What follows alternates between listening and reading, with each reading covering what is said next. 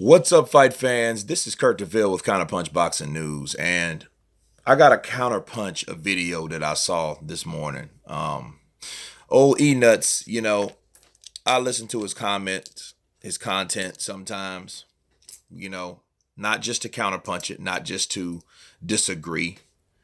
Um, I just like to see what other people's perspective is. I respect other people's perspective. Um, he was talking about a video, or he did a video on an interview that Anthony Joshua said. Okay, he's not the biggest Anthony Joshua fan. He's not a fan of Anthony Joshua at all. But because he's a Wilder boy. But anyway, the video was Anthony Joshua was discussing, that he has 21 fights, and in 21 fights, his resume is better than any other heavyweight. Name me who else then had a better resume than him. Um, and some of these other fighters should fight each other instead of just wanting to fight him. And that's what the bulk of what Anthony Joshua was saying. And his response and his comments were simply this. He disagreed with Anthony Joshua. He thought that Anthony Joshua should have fought Luis Ortiz, and Anthony Joshua is the only reason that he has the resume is because of the promotional backing that he had and the money that he was invested in him. And that if you would have done that with another fighter such as Luis Ortiz, he would be unified champ by now. When Eddie Hearn signed Luis Ortiz, if they, instead of them saying that Luis Ortiz was boring, and then put money into Luis Ortiz, and Luis Ortiz would have fought Klitschko, and that, he would be that person that Anthony Joshua is now. And Anthony Joshua fought fighters that were perfectly timed or carefully timed, and what I say to that, I do agree with him. I do agree that Anthony Joshua did have the promotional backing because he has a good promoter. And it's funny for E-Nuts to say that because he's not an Eddie Hearn guy at all either. He's not Anthony Joshua. Maybe he's not a Eddie Hearn guy. By default, he's not an Anthony Joshua guy, because Anthony Joshua is black. So,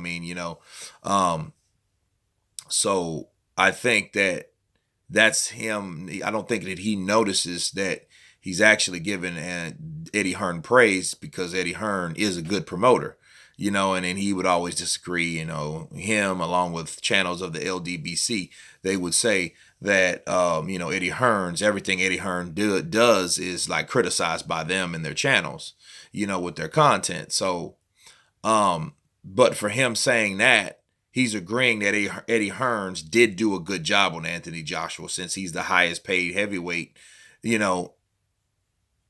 around now. Okay. So, I don't know if they noticed that, but I do agree with him. If you had someone like Luis Ortiz, because I am a fan of Luis Ortiz. I'm a fan of Joshua. I like what Wilder does. I like what a lot of people do. I'm a fan of the sport. Okay.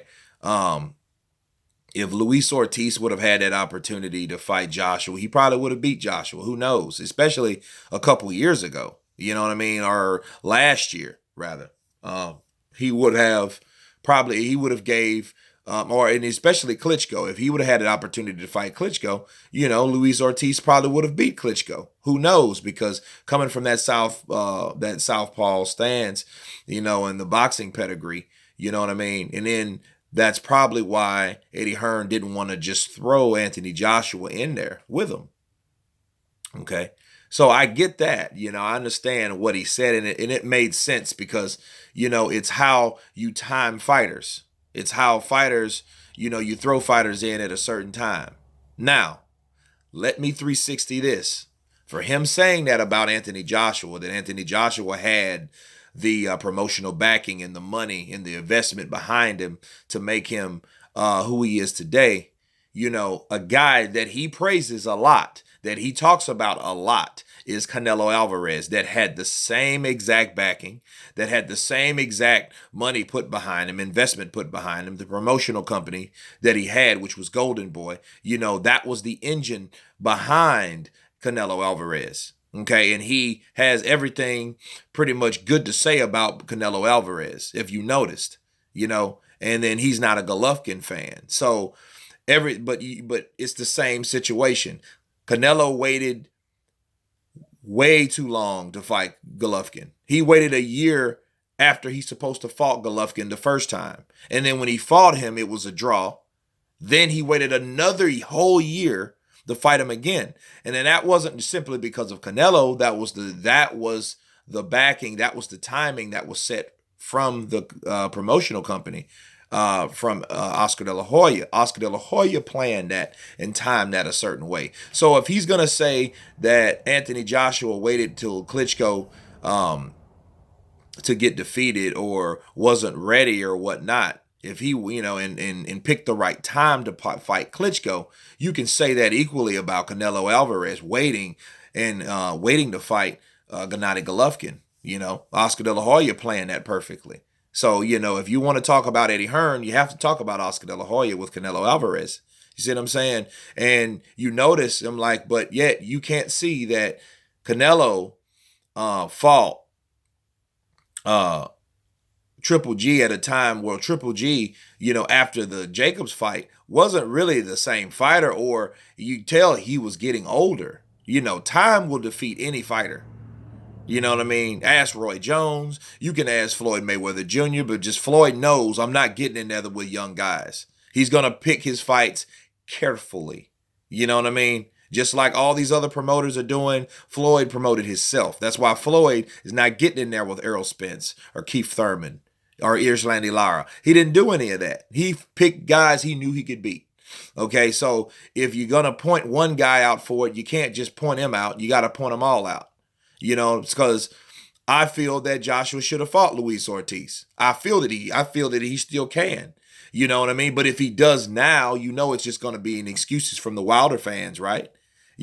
From guys like E-Nuts and Dante's Boxing Nation and, the LDBC, right? These guys are going to say, well, why would Anthony Joshua fight Luis Ortiz after Wilder softened him up? No one's the same after he fights Wilder. And it's going to be talks like that, especially when Joshua does fight him now. So, I still would like to see the fight because I would like to see how these two guys are because I don't believe in triangle theories, right? But at the same token, if Joshua does win and does beat Luis Ortiz, that's going to be their quick get out excuse. You know what I mean? So they're going to use that excuse jacket. Well, Wilder fought him first. You know what I mean? And and that was a tough fight and Wilder was tested. But so was Joshua. But no one wants to give Joshua credit for fighting Klitschko. So that's the bad thing about those particular channels. And let me talk about it. It's just like those channels know that they have a lot of support, okay, from those particular fighters and camps, and teams and stuff of that nature. Just like E-Nuts will never really say nothing bad about Canelo. Even if he felt, I don't think that he could like that. He would say, oh, he's my boy. He's this, he's that. He helped me out. But no, just say it how it is, man. Look, he knows that he can't talk about Canelo Alvarez because he is allowed to go in, and then that's where he gets a lot of his funding and support and footage from Canelo Alvarez training and so forth. Because if he says something derogatory, they'll pick it up and they might not let him do that. So he's at a position that he can't say what he wants to say. You know what I mean? So, a lot of those guys, they know they can't say what they really want to say because they're already, they've already picked a side, so to speak, because of the support that they're already getting, for that channel. So so E-Nuts can't do that more than likely. Just like Dante's Boxing Nation can never say anything about Floyd that he felt that Floyd should have done. You know what I mean? Because he knows if Floyd reads this or looks at that content, he knows, oh, you know, Dante Boxing Nation, you throwing salt. Get out of my gym. You know what I mean? So, you know, that's where this is coming from. A lot of this is coming from politics and other things that don't have anything to do with the true facts. That's why this channel, I'm able to express myself and talk about everyone. I can talk about Wilder. I can talk about Joshua. I can talk about Ortiz. I can talk about Vladimir Klitschko. I can talk about the good and bad things, or positive and negative things about what these guys do in the sport of boxing. You know what I mean? So, but yeah, you know, the point of this video is, you know, you can't talk about one guy without talking about the other guy. You know, if you're not a fan of this guy, you know, it's easier to talk about him versus the guy that you are a fan of. It's kind of, you sugarcoat it. No, talk about the same thing. You know, if they're doing the same thing, if they're guilty of the same thing, okay. You know, they're both guilty of doing it. There's nothing else to say about it. I mean, just call it what it is. Call it right down the middle. They're both guilty. Okay. I'll give you a prime example. That's just like, if I'm a Golovkin fan, right? Because I like Golovkin, because Golovkin doesn't have that backing. You know, when Canelo forced Khan, or Khan came up to fight at 155, you know, when he went up to when he went up 8 pounds to fight Canelo, right? When he went to that Canelo weight to fight him, and he got knocked out in the 6th round, everybody ridiculed him. You know what I mean? And I ridiculed him too, you know, because it was like, okay, you're a weight bully. You got your own weight class. You can't even make the weight that you were in. You know what I mean? You shouldn't have made a guy that you know that's chinny come up to 155 and call this a match, because the moment he hit Khan was out. I mean, dude was unconscious, bro. So, you know, but then here's the thing. I like Golovkin, but Golovkin's not safe, because Golovkin ridiculed Canelo for doing that, but Golovkin did the same thing with Kell Brook. You know what I mean? And it couldn't have been as equal, because now Kell Brook comes up. Yeah, he had weight problems at 147. He should have probably went to 154. Okay, but he was still a belt holder at 147.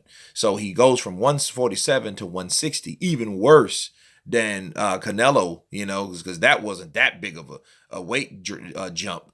But Brook went all the way up to 160 to fight Golovkin. And Golovkin, you know, Golovkin actually had a harder time, because I think, well, they were pretty matched. It was just one dude was a lot smaller than the other dude.